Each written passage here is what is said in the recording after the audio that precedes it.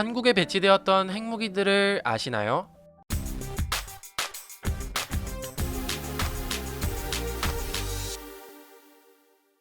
안녕하세요, 주식스토리입니다. 이번에는 한국에 실제 배치되었던 핵무기들에 대해 알아볼 텐데요.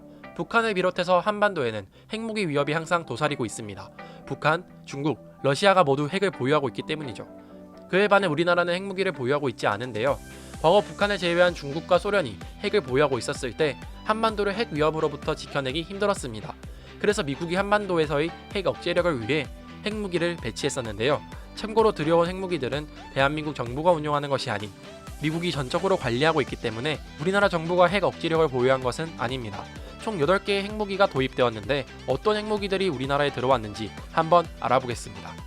M65 원자포.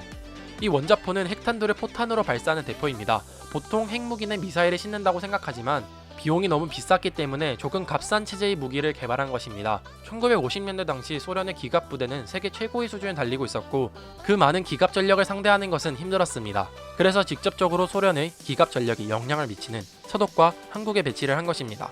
서독에는 16문, 한국에는 4문이 실전 배치되었죠. 이 핵폭탄은 15킬로톤에 달하는 위력이었는데 히로시마에 떨어진 핵폭탄의 위력과 맞먹습니다. 대포는 탄두를 약 30km 밖으로 날려버리는데 굉장히 가까운 거리라 위험했죠. 하지만 안전 등 여러 문제가 발생해 1963년 전량 퇴역했습니다. M31, M50, 어네스트 존 미사일. M65가 대포였다면 이 무기는 지대지 미사일입니다. 1950년에 개발에 착수해 1951년 시험 발사에 성공했고 1958년에 한반도에 처음 들어왔습니다. 처음 M31은 사정거리가 25km밖에 되지 않았습니다. 그 후 사정거리를 개량한 M50이 등장했고 이는 50km까지 날아갔습니다. 위력은 약 20킬로톤에 달했으니 히로시마 원폭보다 강했던 것이었죠. 한국군도 이 미사일을 미군으로부터 받아서 운용했으며 핵탄두 대신 고폭탄에 넣어 사용했습니다. MGM-29 서전트 미사일. 제2차 세계대전이 끝났고 독일의 V2 로켓 기술을 미국이 습득합니다. 이 로켓을 참고해서 미국이 미사일을 만든 것이 MGM-29 서전트 미사일입니다. 1962년 개발이 완료되었는데 기존의 미사일과는 차원이 다른 사정거리를 보여줬습니다. 무려 135km에 달했죠. 그리고 당연히 위력도 훨씬 강력해졌습니다. 200kton에 달하는 위력을 보여줬습니다. 히로시마 원폭 13개보다 강력한 위력입니다. 군사 분계선에서 발사를 한다면 거의 평양 근처까지 발사할 수 있었고 위력이 강하기 때문에 평양에 타격을 입힐 수도 있었습니다. 핵탄두 이외에도 생화학 무기를 탑재해서 발사할 수도 있죠. MIM 나이키 허큘러스 대공미사일. 이 대공미사일은 핵 폭격기를 요격하는 핵미사일입니다. 소련도 엄청나게 많은 핵무기를 개발해왔고 이는 당연히 미국에도 엄청난 위협으로 다가왔습니다. 폭격기를 요격하는 기술은 당시 매우 좋지 않았습니다. 그래서 핵폭탄을 고고도에서 터뜨려 광범위하게 피해를 주어 폭격기를 요격하자는 발상이 나온 것입니다. 20에서 28kton의 위력의 핵탄두를 하늘에서 터뜨려 폭격기를 부숴버리는 것이었죠. 개발이 되고 나니 폭격기뿐만 아니라 핵미사일도 방어가 가능했습니다. 그리고 이 친구를 하늘에 쏘는 것이 아닌 땅으로 쏜다면 무려 183km 범위까지 타격이 가능했습니다. 평양까지 손쉽게 타격을 할 수 있는 미사일이죠. 주한미군이 한반도에서 운용했었고 한국군에게는 미사일을 무선 공유하여 2000년대까지 고폭탄을 장착해서 사용했었습니다. M28 데이비 크로켓.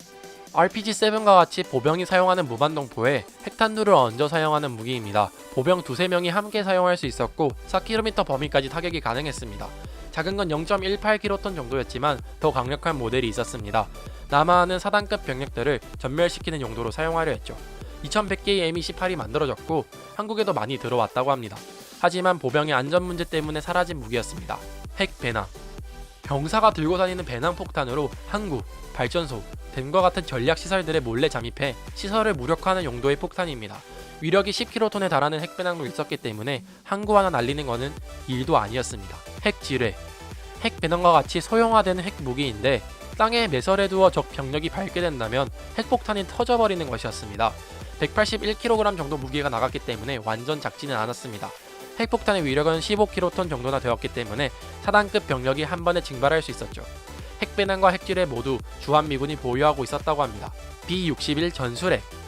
B-51을 비롯한 여러 폭격기와 F-15, F-16과 같은 전투기에도 탑재가 가능한 전술핵입니다. 공대지 핵폭탄인데요. 0.3kton부터 170kton 규모까지 설정할 수 있었습니다.